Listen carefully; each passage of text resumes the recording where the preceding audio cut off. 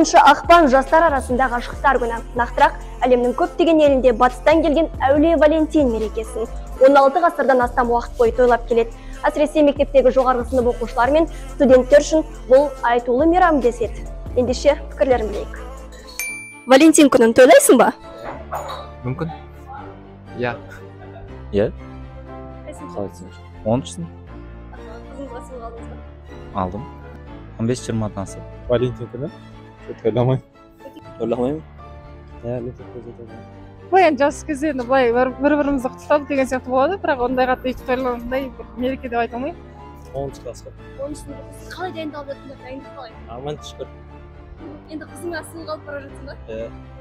Бөлмен сол